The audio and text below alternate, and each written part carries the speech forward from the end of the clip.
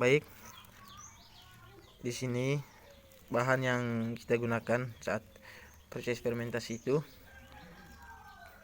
yang pertama tentunya air cucian beras itu sendiri.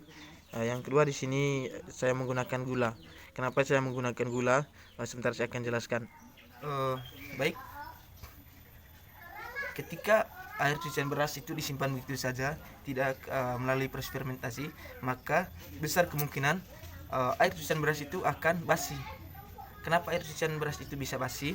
Karena mikroba di dalam kandungan air itu mati karena kekurangan energi, sehingga di sini kita perlu melakukan yang dinamakan proses fermentasi, sehingga air cucian beras dan mikroba di dalamnya itu tetap aktif, sehingga air cucian beras ini biar disimpan berhari-hari, berbulan-bulan, tetap masih bisa digunakan. Kenapa saya menggunakan gula dan apa manfaat dari gula itu sendiri? Pada dasarnya kita perlu ketahui bahwa tanaman itu membutuhkan glukosa. Nah, glukosa itu terdapat pada gula. Nah, manfaat dari gula itu sendiri membunuh hama, menyuburkan tanaman. Dan manfaat dari gula itu sendiri yaitu salah satu karbohidrat yang digunakan sebagai sumber tenaga pada tanaman itu sendiri. Jadi kegunaan gula di sini sangat bermanfaat bagi tanaman.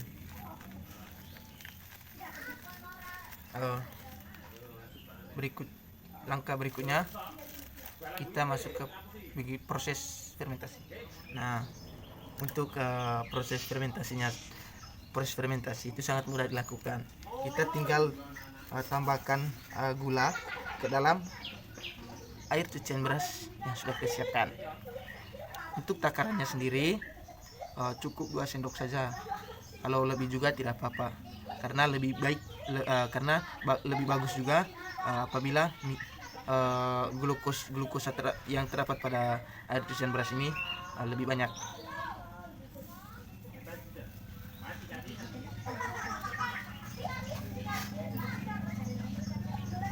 Nah, untuk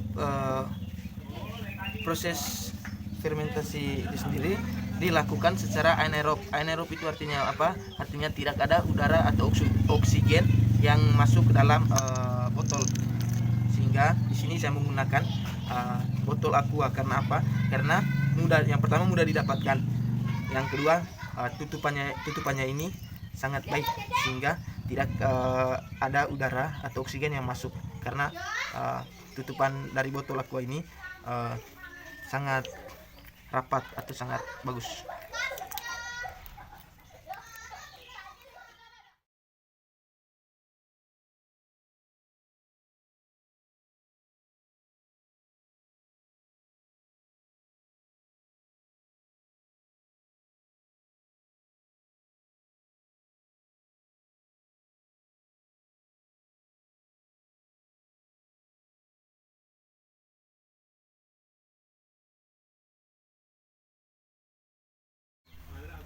Baik, setelah kita campurkan dengan gula, tahap selanjutnya yaitu kita aduk atau kocok seperti ini agar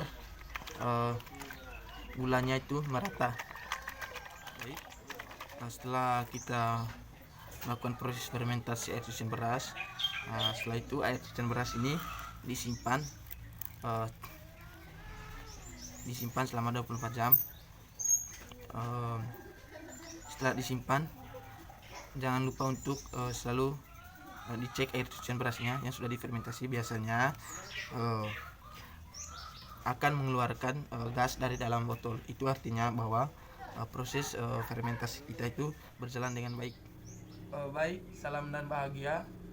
Ini video lanjutan dari proses pembuatan atau proses fermentasi air cucian beras yang dijadikan pupuk organik cair.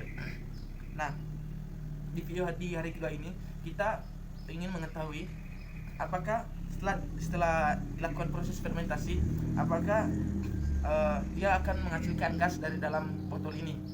Ketika dia mengeluarkan gas dari dalam botol, itu artinya bahwa proses fermentasi kita kemarin itu berjalan dengan lancar. Nah, sekarang kita akan buka tutupan botol ini untuk mengetahui apakah ada gas yang keluar dari dalam botol.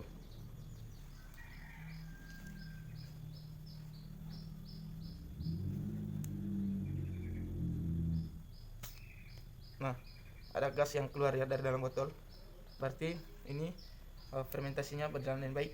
Kita tutup lagi dan rapat lagi. Botol yang kedua. Oke, dia mengeluarkan gas. Botol yang ketiga. Oke, dia mengeluarkan gas.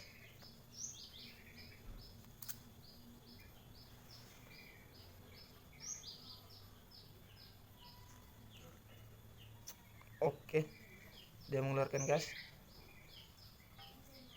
Tutup lagi.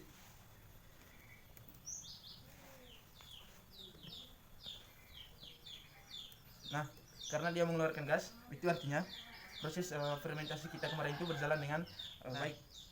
Kenapa kita harus mengeluarkan gas dari dalam botol ini?